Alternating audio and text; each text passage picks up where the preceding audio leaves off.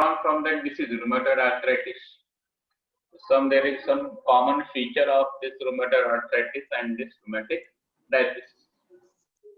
This has been, or that word has been taken from that word disease, rheumatoid arthritis. Okay. Common word has been. Okay.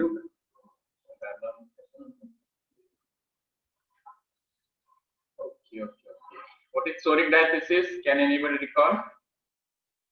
Now, yesterday we also seen few types of diathesis, and in that few types of diathesis, we have understood that this diathesis is not only limited up to development of certain disease, but in homeopathic medica, it has been used also for in contrast with the miasm. You remember that, and accordingly, there are few terminologies which are related with diathesis.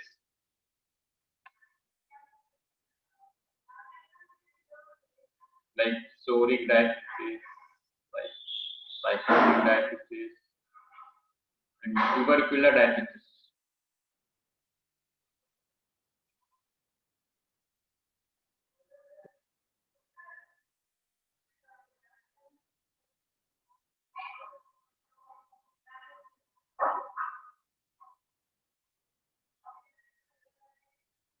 So yesterday we have seen a few terminologies, mainly disposition.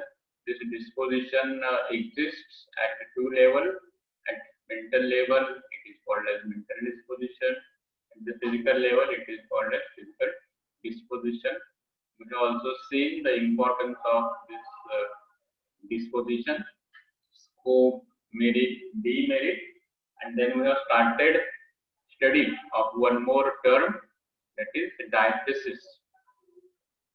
And we have seen few types of diathesis, like hemorrhagic diathesis, rheumatic diathesis, gouty diathesis, uric acid diathesis, lactic acid diathesis, tubercular diathesis. Now this tubercular diathesis is used with respect to two things. One is the development of, or that person has a tendency to suffer from pulmonary tuberculosis, recurrence of pulmonary tuberculosis, repeatedly suffers from the infection of pulmonary tuberculosis. And one more contest this tubercular diathesis is used is with respect to the tubercular miasm. You must be knowing about this term miasm in the first year. Yes or no? Do you know miasm or this miasm? Yes, sir. Yes. So, Yes. miasms are the fundamental causes of disease. And there are three basic causes of disease according to philosophy, flora, psychosis, syphilis, and when there is a combination of sora and syphilis, it becomes a pseudo-sora, or it is also called as a tubercular miasm. So this tubercular diathesis also refer to that miasm. Then psoriatic diathesis referring to the psoriatic miasm, psychotic diathesis referring to the psychosis miasm, and rarely you will find syphilitic diathesis. Very rarely, because by the time the patient inherits or suffers from the syphilitic diathesis, the pathology is too much advanced. So, while learning diathesis, we have understood diathesis is a tendency to suffer from a particular disease, and the homeopathic philosophers have also used this terminology also with respect to certain miasm, like psoriatic miasm, psychotic miasm, tubercular miasm. So this diathesis word, which is only used in the dictionary with which contrasts to the development of tendency to develop particular disease. In homeopathy, it is also used in the sense of it is a tendency to develop disease due to inheritance, that is inherited or acquired miasm.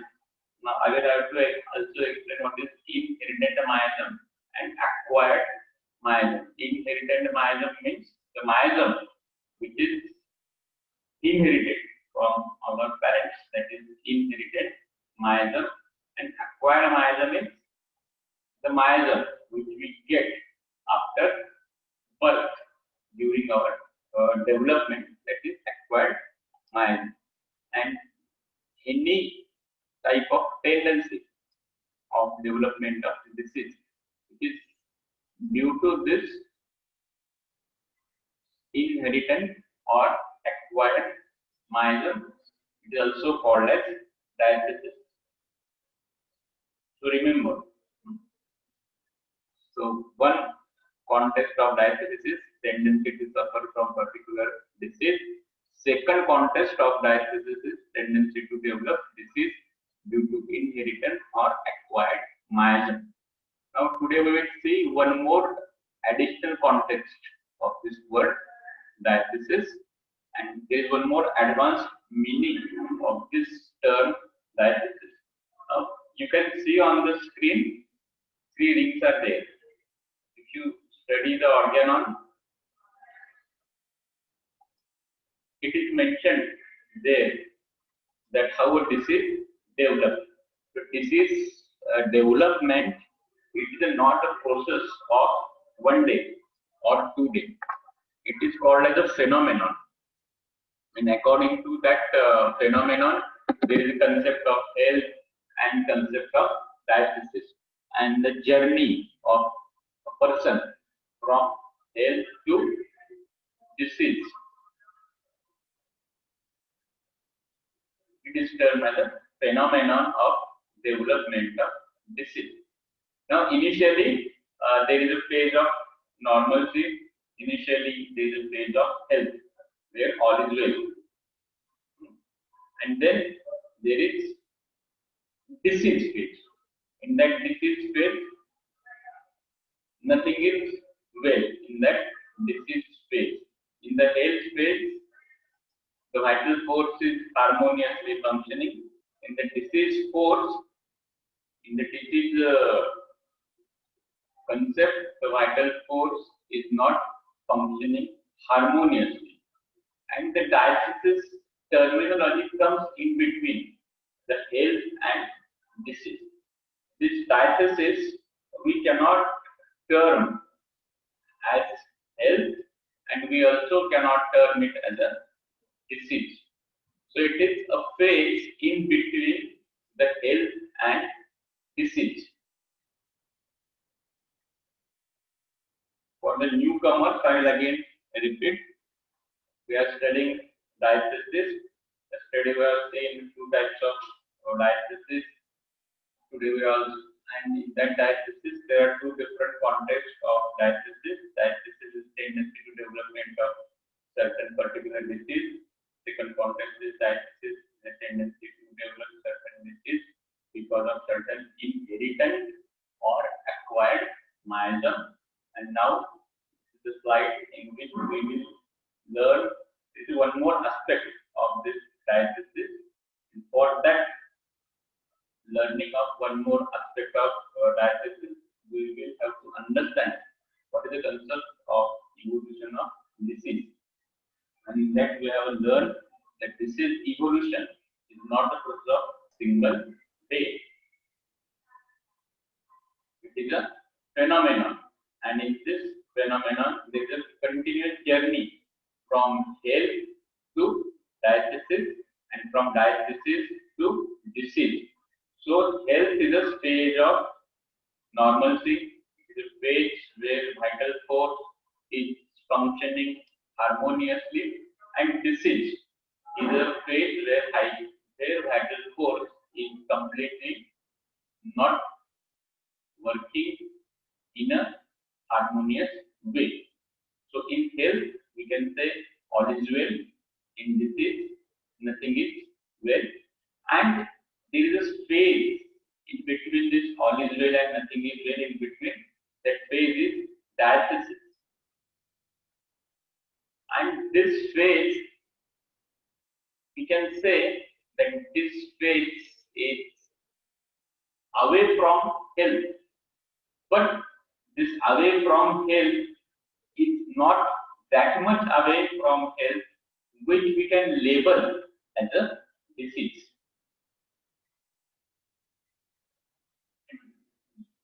So this is a phase of diathesis. This is a one more advanced meaning of diathesis. So diathesis also refers to a condition of derangement of vital force where that derangement is not in the phase of health and it has also not completely developed into a well-developed disease. It is an intermediate step between health and disease. It is away from health, but it is not yet reached to the disease, and therefore it cannot be labeled as a disease. It is just like we have started from the college and we are going to Ailments, and we have just walked few steps. We are out of the gate of college. The college for us to make it easy. It is health. This is Ailments, and diathesis is away from college and not reached up to the Ailments. So that stage, that intermediate stage of remaining away from health and not fully developed as a disease. That is diathesis. So I will take an example of rheumatic diathesis.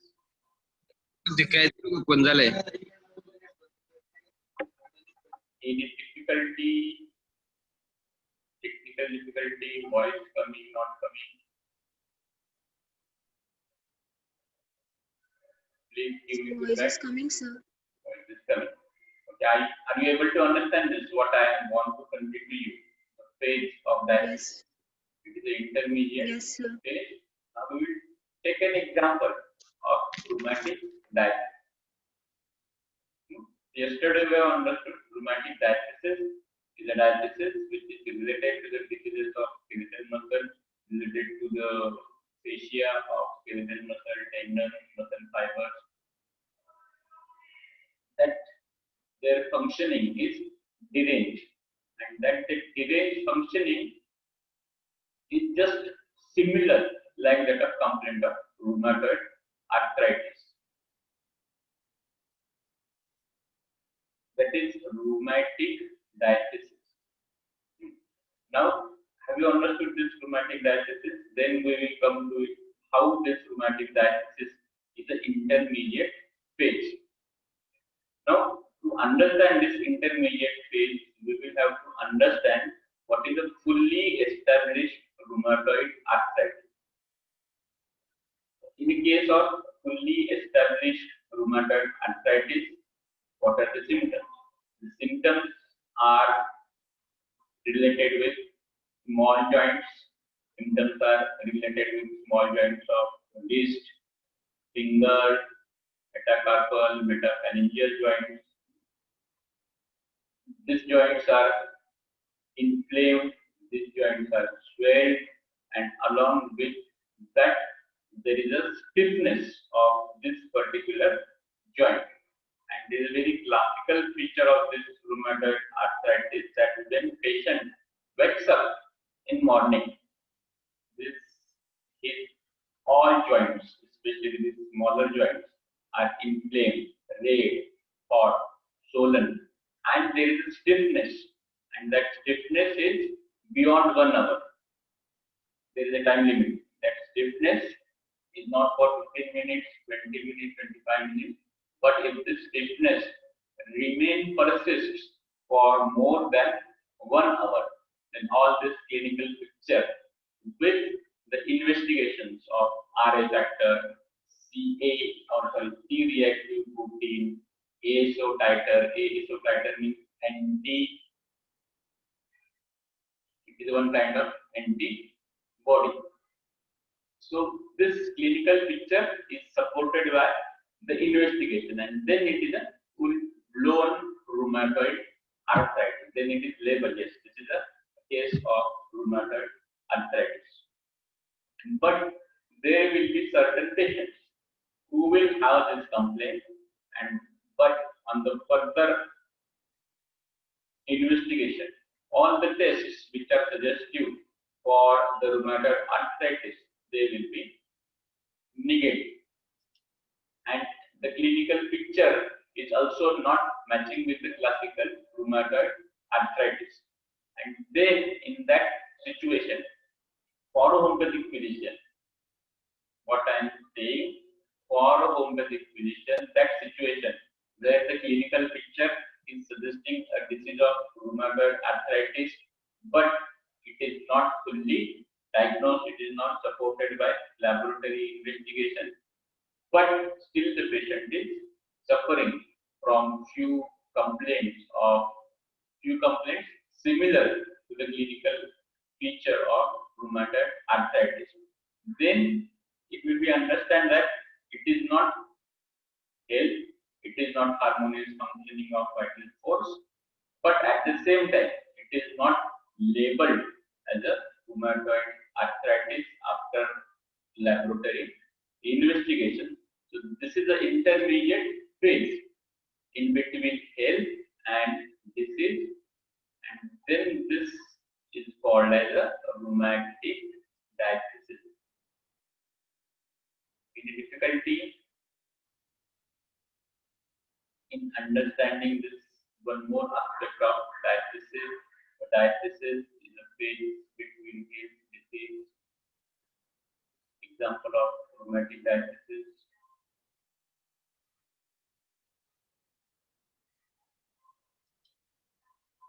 Any difficulty?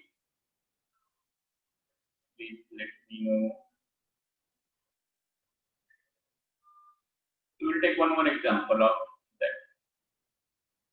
Gouty diathesis. To understand that gouty diathesis, we will have to understand what is gout.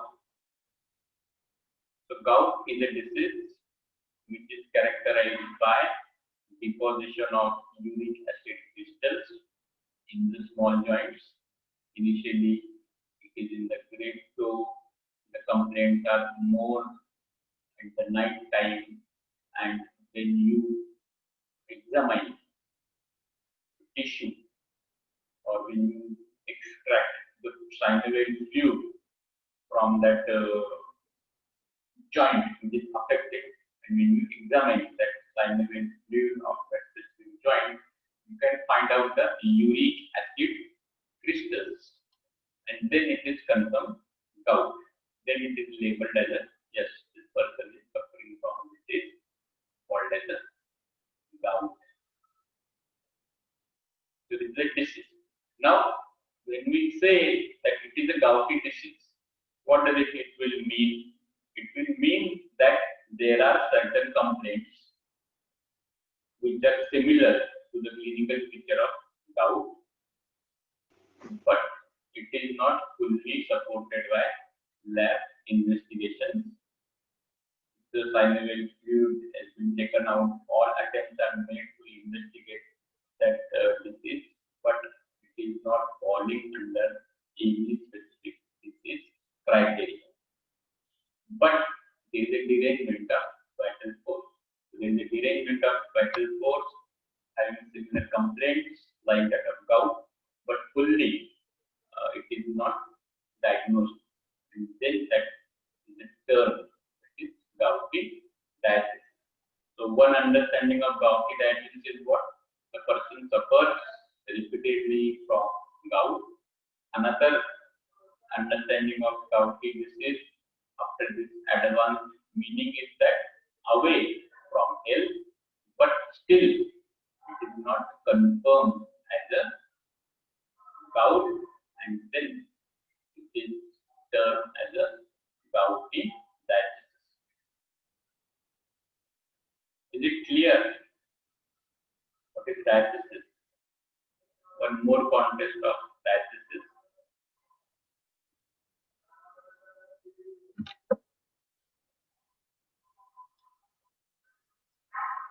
So I will again repeat, because this diathesis term is very important in homeopathic medicine, very commonly used.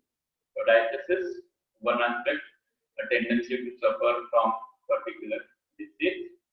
One more aspect is a tendency to develop disease due to inherited or acquired miasm. And one more meaning, diathesis is something that there are certain complaints that are away from health, but they are not yet diagnosed as a disease. It is the intermediate phase between health and disease.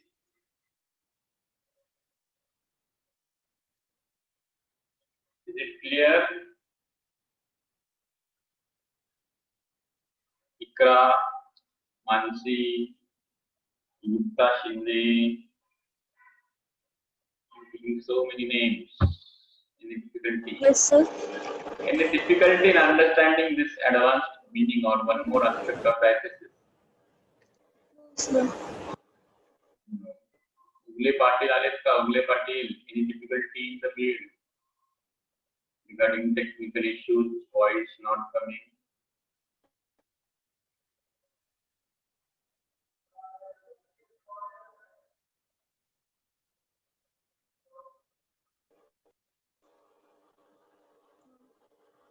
Any difficulty?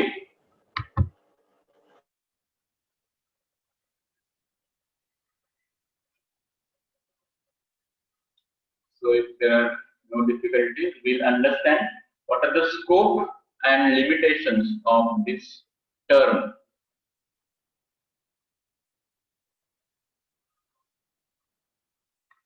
So scope is the same as we have seen with respect to the other terms. It helps to remember the symptoms. So once we know that this remedy has a rheumatic diathesis, then there are so many symptoms related with the joint, and there is a description: red, hot, swelling of small joints, which is more worse early in the morning. Patient is suffering severely from the stiffness of the small joint. Patient is unable to move his small joint. Patient is in a very much intense suffering. There is a kind of throbbing type of pain. There is stiffness. It is aggravated in early morning. It is aggravated by exposure to cold or by applying to cold. A huge list of symptoms. If the patient has this symptom of joint, you will have to remember it. But if you just remember, patient has rheumatic diathesis, you can remember few important symptoms. So just for example, bryonia, dust-ops, ruta, these three remedies are very much having this rheumatic diathesis. So this term will help us to remember the symptoms. Then it will also aid in the comparative study of remedies. So again, in comparison, similarity and dissimilarity. If we say that rheumatic diathesis is common to dust-ops, bryonia, ruta, then we can understand the similar symptoms. And then you have to just add the dissimilarities. The dust-ops rheumatic diathesis is there, but it is aggravated by initial movement. It is better by continuous motion. Bryonia also has that rheumatic diathesis, but it is completely better by absolute rest. Motion aggravates the complaint, and absolute rest is offering amelioration to the patient. case of rheumatic diathesis is there, but rather than swelling, inflammation of joint, there is more complaint which is felt at the tendinous or at the level of tendons. Then it will also help in the final differentiation of remedy. For example, after taking you have studied that case thoroughly and you come to know that these are the 5 remedies which come into the final stage of differentiation of materia medica, and then you can differentiate rheumatic diathesis. Remedies will be given more prominent, or the remedies depending upon the diathesis will be given preference to work as a final medicine. Then, is it clear the scope, merit, importance of the diathesis?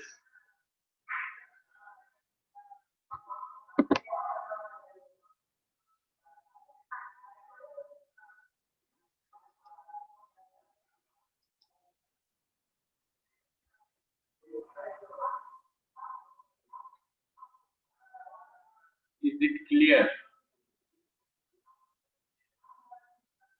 Then we'll see the limitations and demerit of this term diathesis. Again, it is indirect information evolved after a retrospective analysis of drug proving. Again, the symptoms, statistical analysis of 10 symptoms, 10 provers are done, and they found that these joint complaints are more seen in, or the complaints of this remedy are more seen in a person who have the rheumatic diathesis.